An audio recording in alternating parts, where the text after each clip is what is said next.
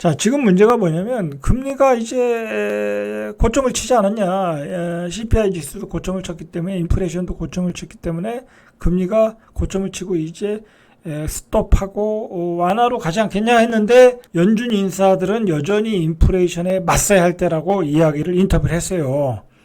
자, 이날 닐 카시미리 미니애폴리스 연은 총재 역시 물가 상승세가 멈췄다는 것이 명확해질 때까지 금리를 계속 인상해야 되겠다. 이게 이구동성으로 이러고 있어요. 그리고 전날 메리 데일리 샌프란시스코 연은 총재는 미국의 최종금리 수준을 최대 5.2% 예상하고 있다라는 거예요. 그러니까 앞으로 1.2%는 더 올려야 된다라는 거예요.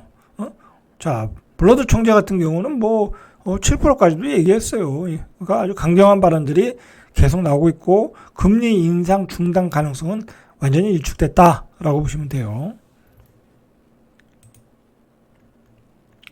자, 문제는 우리 한국은행 금융통화위원회가 11월 달에 한 차례 더 금리를 올려야 되거든요. 자, 그런데 이게 금통위가 1년에 총 8차례가 열려요. 1월, 2월, 4월, 5월, 7월, 8월, 10월, 11월. 그러니까 11월이 마지막 달인데 지금 이제 나오는 얘기는 전에는 무조건 그 빅스텝이었거든요. 0.5였는데 지금 우리 자금 사정이 너무 안 좋다 보니까 0.25를 얘기하고 있어요. 거기다 더불어 어떤 얘기까지 나오고 있냐면 요번에 0.25 올리고 다음에 0.25, 0.25 두 번 올리고 마무리해야 되는 거 아니냐. 이제 희망회로를 돌리는 거죠. 희망회로를. 그렇게 돌려봤자 3.75밖에 안 되거든요. 근데 미국은 지금 4.0인데 그리고 미국은 앞으로도 더 올려서 5.25까지 올린다고 하는데 그렇게 되면 우리나라와 미국 간의 기준금리의 격차가 너무 커진다라는 거죠. 자, 어쨌든 지금 중요한 것은 다음 달에는 베이비 스텝으로 갈 수밖에 없다라는 절박한 상황이라는 거야. 우리나라는. 자, 근데 그게 왜 그러냐면 지금 이제 강원도발 레고랜드 사태가 겹쳐 국내 채권 시장이 완전히 지금 자금 경색이에요. 지금 채권 시장이 아주 뭐라고 할까요? 돈맥 경화. 자, 그 상황이기 때문에 지금 우리는 금리를 올릴 수 없는 상황인 거예요, 지금. 안 좋은 상황이라고 보시면 되는 거예요. 자, 그래서 전문가들은 내년까지 두 번 올려서 3.75로 마무리하자라고, 뭐랄까요. 여론을 모으고 있는 거죠. 자, 근데 문제는 뭐냐면, 미국은 5.25 가고 우리는 3.75 가면 어떻게 되겠어요? 달러가 다 빠져나가고 환율은 급등하겠죠? 그러면 또 물가는 폭등하는 거야. 결국은 우린 또 뒤늦게 금리를 올릴 수밖에 없는 거야. 이거는 이제 단기적으로 이렇게 해서 이렇게 해야 된다. 우리 경제 체력이 이 이상 올리면 힘들다라는 건데 문제는 미국이 올리면 우리도 따라서 올려야 된다라는 거예요. 그러니까 이거는 현실적인 얘기는 아닌 것 같아요. 자, 어쨌든 미국의 기준금리가 5%에서 6%로 간다고 하면 우리는 주담대가 10%가 되는 거야. 주담대. 지금 현재 7%고, 이번에 베이비 스텝으로 하든 빅 스텝으로 하든 한 8%가 되고, 내년에 또 기준금리 5% 가면 그냥 바로 10%라고 보면 돼. 여러분 10%면 사채금리야. 사채금리고, 3억 대출 받으신 분들은 이자만 월 300을 내야 돼. 감당이 되겠어요? 안 되는 거야. 주담대 10%는 그냥 우리 경제는 폭삭 주저앉는 거고 그냥 매물들은 다 급매물로 쏟아져 나오는 거야.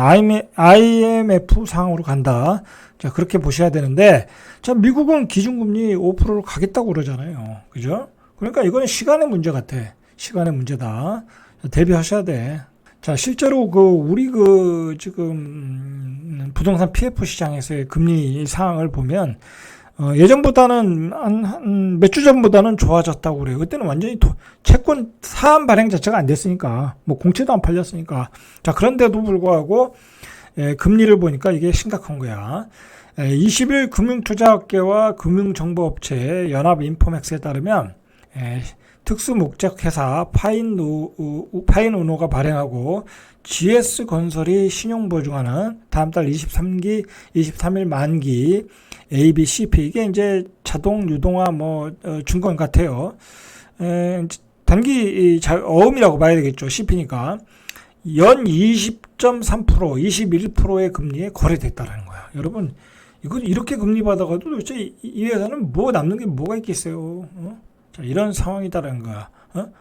GS건설이 보강을 했는데도 불구하고, 자, 태영건설이 신용보강한 내년 1월 만기. 내년 1월 만기면 얼마 되지도 않잖아요. 그러니까 단기 자금을 굴리는 거겠죠. 이거 뭐 20%의 중장기 자금 굴렸다가는 이 회사는 망하는 거죠. 자, 1월 만기 자금도 연 15%. 그러니까 이제 예를 들어 건설사들이 건설하는데 이 단기간에 돈이 부족한 경우가 있잖아요. 왜냐면 중도금 들어와야 되는데 중도금 날짜 멀어.